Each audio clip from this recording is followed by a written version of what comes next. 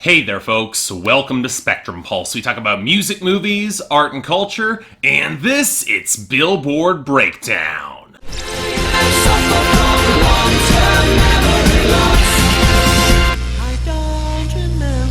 I'm honestly not even sure where to even start with this week, mostly because it seems overshadowed by the biggest story here, being the huge top 10 debut that seems like the first serious threat that our top spot has faced in some time. But there's other stories about this week that deserve some consideration, including major shakeups on country radio and other disruptive singles. Also, Kodak Black happened for some ungodly reason, but of course we will get to that. But now for the main event, our top 10. The big story was the challenge for the number one spot, and yet still remains with Ed Sheeran's Shape of You, pretty much thanks to most of the tremendous radio lead and strength in all other categories. But its radio momentum has slowed, and that places up against the biggest solo hip-hop debut since Eminem's Not Afraid in 2010, Humble by Kendrick Lamar. And man, it's got momentum right now. YouTube, streaming, sales, it's dominant in all these categories except radio, where while it's picking up a little bit of traction, it's not nearly enough to combat Ed Sheeran's lead here. And sure, it might hold on to its margins, especially if Ed Sheeran's Shape of You begins dropping off and Kendrick holds his leads in sales, but with Harry Styles inevitably coming along next week with Sign of the Times, that might be a lot harder than planned here. And yet, that's not the only story on the Hot 100 or indeed the top 10 this week. Given that it held its own on sales and streaming and still has huge airplay traction, I'd argue That's What I Like by Bruno Mars is still very much competitive at number 3. So is I Spy by Kyle and Lil Yachty for that matter. YouTube is stronger than ever, and streaming and radio are still pretty solvent, even if sales aren't all that impressive. I understand why it went up to number 4. It was just enough to get an edge on Something Just Like This by the Chainsmokers and Coldplay, which flipped down to number 5 as it lost some traction on streaming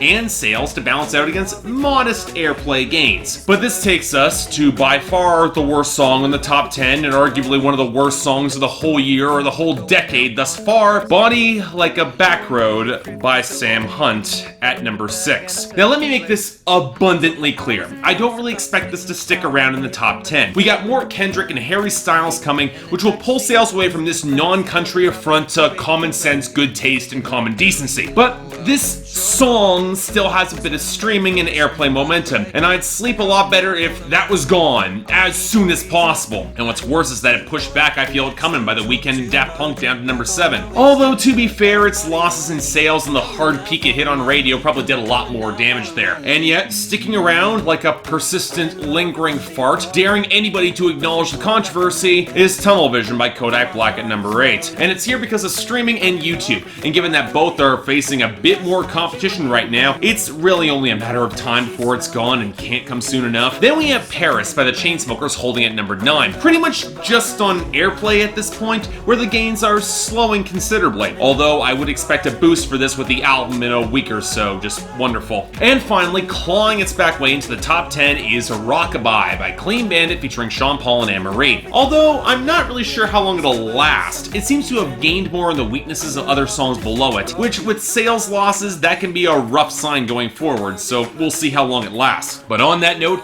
are losers and dropouts. The majority of them, Drake album tracks that I don't care about. Beyond that, the only big ones are Every Day by Ariana Grande and Future, and Party Monster by The Weeknd. Unfortunately, just missing the points cutoff. It'll probably miss the year-end Hot 100 in 2017. And on the topic of Drake, he accounts for the majority of our losses too. Passion Fruit fell hard to 23, Portland with Quavo and Travis Scott slips down to 36, Guile Chester burns down to 62, Free Smoke flames out at 68, Blem skids down to 78, Teenage Fever drops to 83, and Sacrifices with 2 Chainz and Young Thug slips down to 89. The only non-Drake losses came to Kendrick Lamar's The Heart Part 4 down to 85. I think the real miracle is that this song charted at all. And Bad Things by Machine Gun Kelly and Camila Cabello flatlining at 50. I'd expect this to be gone in a week or so. It's on its way out naturally, and really I can't complain there. And our gains and re-entries look pretty interesting too. For one, I'm happy to see Goose Goosebumps by Travis Scott and Kendrick Lamar return at 43, and thanks to the video mostly. But I'm a little bit less happy to see God, Your Mama, and Me by Florida Georgia Line featuring the Backstreet Boys back at 71. But that's more thanks to the American Country Music Awards, which is responsible for the majority of our gains here, as well as a fair share of our new arrivals, and we'll get to that. The most considerable is The Fighter by Keith Urban and Carrie Underwood, surging up to 38, which I keep expecting to be a much bigger hit, even if it's not really a country song at all. But Black by Dierks Bentley picked up off of its return to 66, as did Yeah Boy by Kelsey Ballerini to 76. The only other gains are coasting off of some natural momentum. Swalla by Jason Derulo, Nicki Minaj, and Ty Dolla $ign continuing upwards, and it might be growing on me in an unsettling way, and EXO Tour Life by Lil Uzi Vert up to 16, despite being just as garbage as it was when I covered it last week. Sorry, folks who try to defend this junk. The lyrics are incoherent and sloppy, the mix is utterly by the numbers, and Lil Uzi Vert remains one of the least compelling and talented rappers working in the mainstream, and somehow an even worse singer if that's possible. Hell, you want to find someone who can, actually sing? Let's flip over to our pretty lengthy list of new arrivals. This episode's gonna go long, starting off with number 100, Human by Rag & Bone Man. Some people out of love, some people think I can solve them.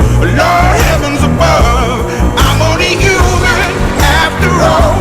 I'm only human after all. Don't put the blame on me. Don't put the blame on me. Oh, I was expecting to deal with this song weeks ago when the debut album dropped and was pretty mediocre. Hell, the rest of the world has had this song for months now. And yet, man, it's frustrating that I don't like this more. I mean, I dig Rag & Bowman's thick, howling vocals and the swampy vibe of the song as a whole. Could use a little bit more actual guitar to match the piano and more elegant strings, which don't really fit with the sour tone of the rest of the song, particularly in the bass line. But really, the biggest issue here is that jingling fake beat, which feels way too stiff and processed to really lope forward with the rest of the song. But my biggest problem comes down to the lyrics and the tone. There's a big difference between, say, Father John Misty abdicating responsibility because he's clearly the wrong person for the job and he and everybody else knows that, and Rag & Bone Man's sour, pissy denials, all rooted in the only human defense that doesn't nearly match the force of his delivery. And sure, look, this isn't precisely bad. I'm a sucker for a good angry hook in this vein, but more often than not, kind of rubs me the wrong way. Better than most of the other songs of the album, but still not great. Number 98, How Not To by Dan and Shay. For the way that I can't help the way I still want you. I just don't know how not to, how not to, how not to. I just don't know how not to, how not to, how not to.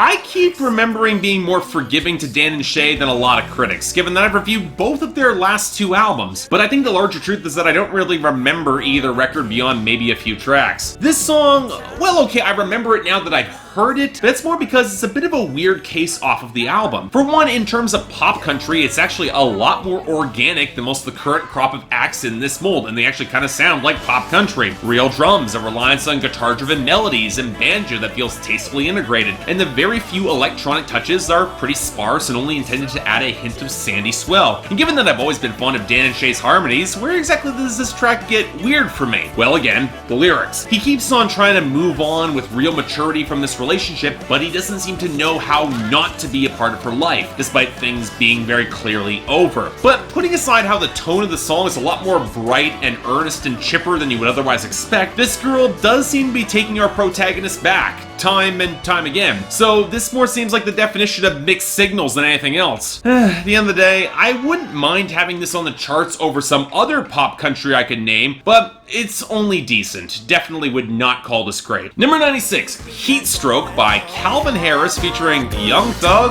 Pharrell, and Ariana Grande?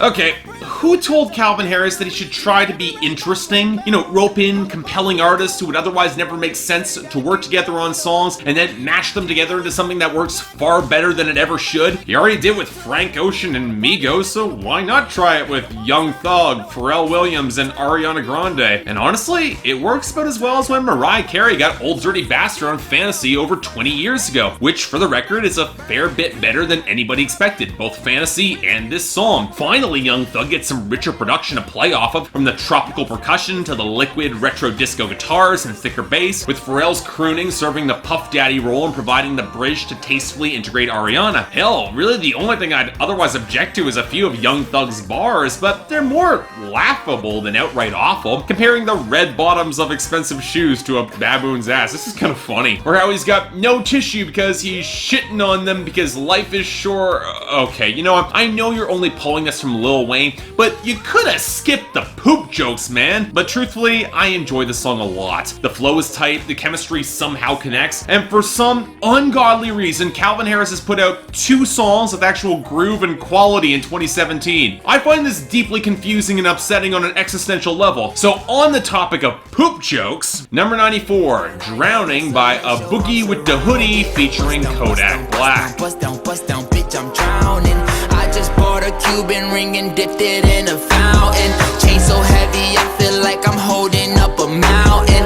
Everywhere that I go, it's a light show, I'm surrounded. Bust down, bitch, I'm drowning. So can somebody tell some of these trap MCs that maybe submerging your entire song in minor piano keys, sparse beats, and bars that have no actual excitement might be a poor choice for your flexing anthem? Sure, I'd argue this track is a slightly better hook than most thanks to Boogie here, but beyond that, his verse is your standard bragging about jewelry, activists, and having difficulty getting into the club, okay? Whereas Kodak Black tries to force rhymes, talks about his cars, motorcycles, and your girl, and says the line, "I'm the shit, I'm farting, I don't know how to potty." Looks like Sam Hunt might have some competition for some of the worst lyrics I've heard in 2017, or indeed the entire 2010s, because I have no idea who in their right mind told Kodak Black that that line was remotely good, or even remotely bad. That's atrocious. And but yet, since we're not done with him, because number 93, Conscience by Kodak Black featuring Future. I pulled up to the club, I got on 8 chain. Took that bit of wings and things, she wanna be my man. Brown liquor made my dog insane. Booted up with geeks, it's the same thing. Bitch, kill a Molly, it's the same name. Murders by the stains, which gang you claim? So okay, that previous song was not actually on Kodak Black's most recent project, just a different collaboration with the Boogie with the Hoodie. This song actually was, and it's Kodak's big chance to follow up Tunnel Vision with something that might actually have staying power. He's even teaming up with Future to trade verses on a song with no actual chorus. Somehow I think that might have been a really bad idea, given that the hook is really anything that anyone remembers from Tunnel Vision, certainly not the bars, and Kodak's rambling vocal melody opposite some of the worst auto-tune work on Future's voice to date doesn't seem like a serviceable replacement. But you know what, say what you will about Future, you at least can tell when even he is being a total asshole like he is here, he can at least do it with a modicum of competence and stay on the damn beat, at least until he tries for his best T-Pain impression on the 6th verse, which isn't good for anything. Kodak Black, meanwhile, flexes by taking his girl to Wings and Things, and seems to think that's a good idea, can't stay on topic to save his life, and by the final verse seems to give up even trying to stay on the beat. Now to be fair, it's not like the beat here is any good. This skittering flattened snare that's obviously from a drum machine, a bass beat that's got no muscle, and a bell toll that doesn't remotely match anything else in the rest of this skittering mess. So yeah, Kodak Black continues to strike out in his race to the bottom with Lil Uzi Vert, and regardless of who wins here, I think we all lose. Number 91, The One by the Chainsmokers. We'll touch this place we know before one of us takes a chance and breaks this. I won't be the one. No, I won't be the one.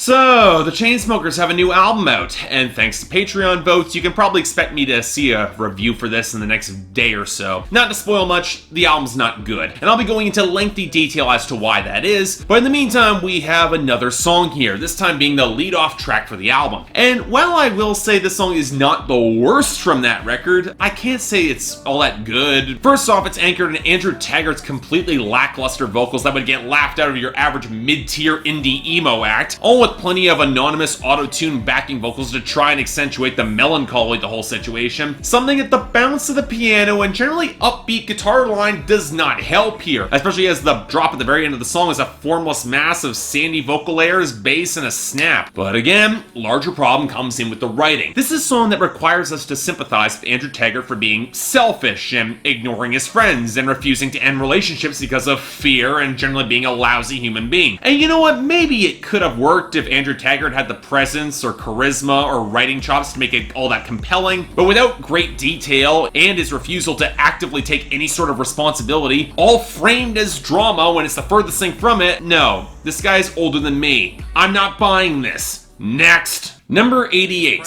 First Day Out by Tee Grizzley.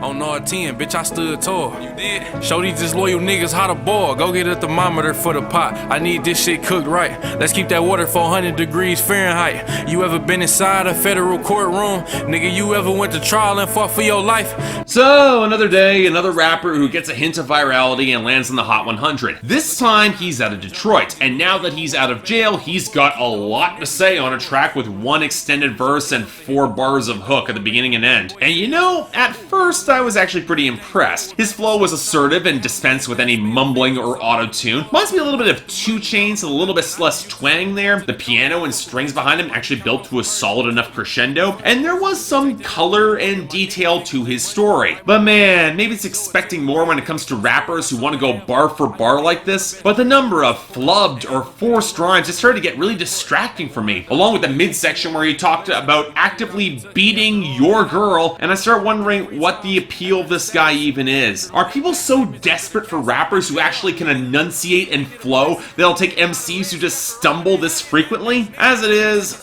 look, I kind of see the appeal, but if I'm going to go for this sort of material, there are plenty of other MCs in the underground, especially out of Detroit, who can do this just so much better. In other words, probably would pass. Number 81, Subeme La Radio by Enrique Iglesias featuring Descemer, Bueno, Zion, and Lennox.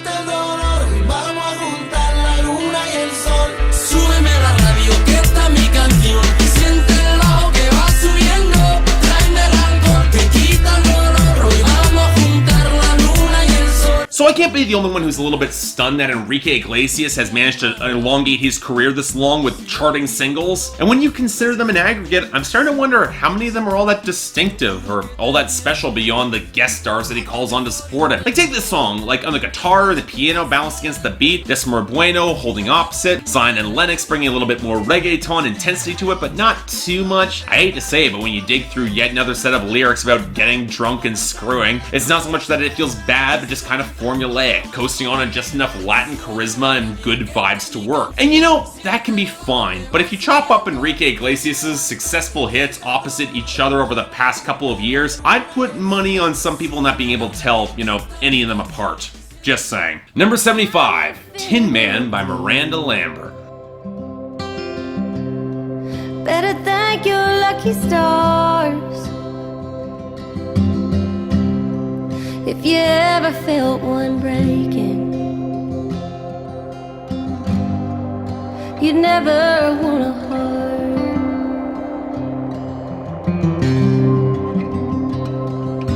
So I mentioned that the American Country Music Awards happened a week or so back, and thanks to a very stripped-back acoustic performance there, Miranda Lambert found a way to get a follow-up single from The Weight of These Wings to land in the Hot 100, get her album sales up on iTunes too. And that's not nothing. Not only was that record decidedly pushing outside the mainstream towards the smokier, more textured indie country fare of a lot of her collaborators, but the writing was pushing into very different territory than the firebrand material for which she's most well known. Tin Man, on the other hand, it's a sort of distant, spacious, painfully lonely song, holding on to a Wizard of Oz metaphor as she wishes that she could give her broken heart to that Tin Man who always wanted one. Maybe because I'm a sucker for a good Wizard of Oz story, or that Miranda's very quiet, tired delivery matches the windswept emptiness of the track that still feels melodic, or how she recognizes that she had tried deflecting and hardening her heart to no avail. It had real pathos there. Or put another way, this song had a solid shot at making my year-end list of 2016 on my top 50 songs of the year. Not just the hits, songs. It's an excellent piece, a tremendous track. I love the touches of pedal steel that come in for the end. This is the sort of song that I don't expect to really stick around in the Hot 100, but you know what? Imagine if it did. Really could be something. Number 60, You Look Good by Lady Antebellum.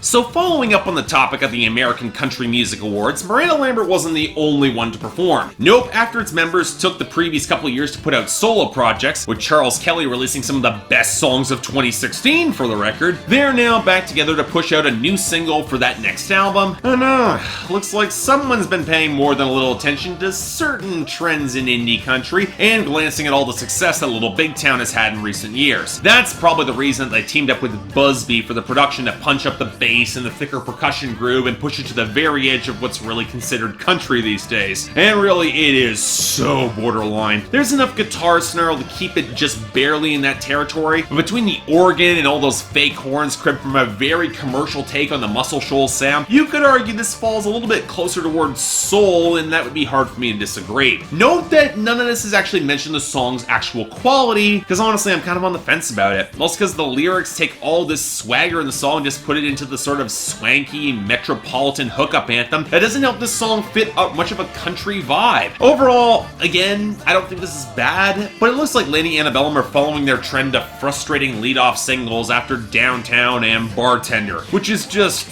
lovely. Number 59, Everybody by Logic. Sit the fuck back down. Sit like everybody nowadays, Hollywood.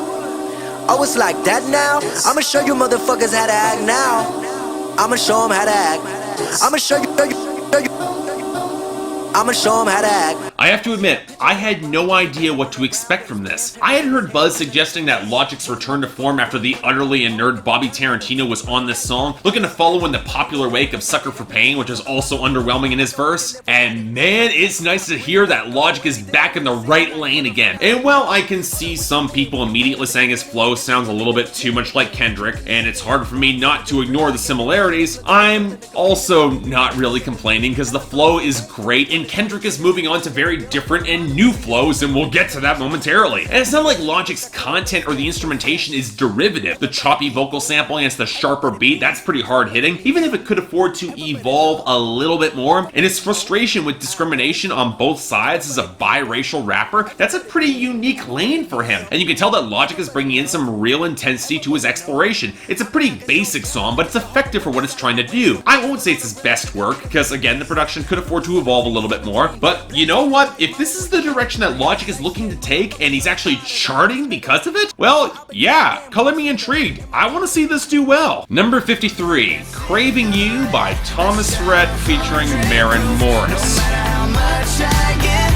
I'm always craving that feeling when we kiss, the way your body moves. No matter how much I get, I'm always craving you.